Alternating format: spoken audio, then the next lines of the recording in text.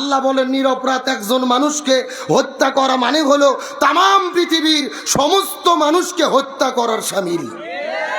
মানে একজন মানুষকে হত্যা করা মানে হলো তামাম পৃথিবীর সমস্ত মানুষকে হত্যা করা। এখন বলেন তোরা কি একজনকে হত্যা করেছে না হাজার হাজার হত্যা করেছে? এখন এটার বিরুদ্ধে কথা বলা কি রাজনীতি? কোনো অপরাধ? কিন্তু আগামীকালকে দেখবেন আপনাদের গোকুল বাজারে গল্প হবে, কিছু কিছু তেল তেলা গোয়েন্দার গল্প করবে, বলবে গতকাল আব্দুল সালাম যুক্তিবাদী বক্তা এসেছিল, এটা কি ওয়াজ হলো, এটা রাজনীতি হলো। কথা কন না গা?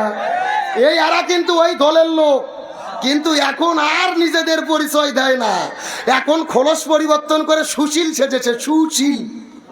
গভীর মনোযোগ ভালো করে বোঝেন, রসুল বলেছেন শুধু হাতের মধ্যে তরোয়াল নিয়ে যুদ্ধ করা জিহাদ নয়, জালেমের জুলুমের বিরুদ্ধে কথা বলা সবচাইতে বড় জিহাদ।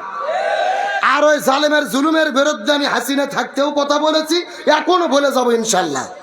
শোনেন, আর কিছু কিছু লোক আবার ফতুয়া দেয়, কিছু কিছু মুফতি বের হচ্ছে, ছেলেবেলায় এখানে কিসের গল্প, বসো দেখি, আমার দিকে লক্ষ্য করেন।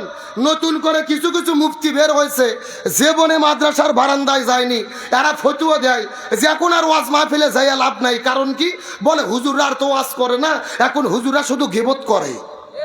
কথা কন না কা? মানে আমরা বক্তার একটু স্বৈরাচার হাসিনের কথা বলি তো ওদের কলজেত লাগে।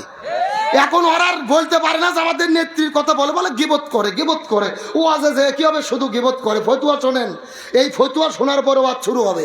গিবত হলো দুই প্রকার, জোরে বলেন কয় প্রকার? একটা গিবত হলো হারাম, আর একটা গিবত হলো জায়েজ। কোন গিবত জায়েজ? কোরআনের দিকে তাকান, আল্লাহ নিজেই কোরআনের মধ্যে গিবত করে বলেছেন তাব্বাত ইয়াদা আবি লাহাবিউ অর্থাৎ আবু লাহাবের হাতও ধ্বংস হোক, পাও ধ্বংস হোক। তা আল্লাহকে আবু লাহাবের গিবত কোরআনে করেনি? এই কোণের মধ্যে কি আবু জেহেলের কথা নাই, ফিরাউনের কথা নাই, নমরুদের কথা নাই? তার মানে বোঝা গেল যাদের চরিত্র ফিরাউন, নমরুদ, আবু জেহেল, হামান, কারুন, আবু লাহাবের সাথে মিলে যাবে, এদের গিবত করা ফরজ। এ যেরকম গিবত করা কি? এই ফতুয়া মুখস্থ করেন, ওদেরকে জবাব দেবেন যে হ্যাঁ সাধারণভাবে এই যে সভাপতির বিরুদ্ধে কথা বলবো, অন্যায় করেনি, এটা হলো গিবত। কিন্তু যার চরিত্র আবু জেহেলের সাথে মিলে যাবে, তাদের বিরুদ্ধে কথা বলা কি? কথা কর না কে? আমাদের স্বৈরাচারের চরিত্র আবু জেহেলের সঙ্গে মেলে না? মেলে কি মেলে না, এটাই কোরআন থেকে বের করে দিয়ে আজকে যাবো। রাজি আছেন তো ইনশাল্লাহ? আসেন ভাই, এখানে কোনো চা লাগবে না, শুধু গরম পানি দেন। হ্যাঁ রাসেল, শুধু গরম পানি দেবা, কোনো চা লাগবে না, গরম পানি ফ্লাক্সে নিয়ে আসো। আসেন, এত কথা আমি কেন বললাম? 1450 বছর আগে মক্কার দারুন নাদওয়া সংসদে রসুলের বিরুদ্ধে আবু জেহেলেরা যেই তিনটা ষড়যন্ত্র করেছিল, এই গত 16 বছরে আমার দেশের ভেতরে আমার দেশের আবু জেহেলেরা একই রকম ভাবে তিনটে ষড়যন্ত্র করেছে। জোরে বলেন কয়টা? এ বগুড়ার মুসলমান গভীর মনোযোগ লক্ষ্য করে বোঝার চেষ্টা করবেন।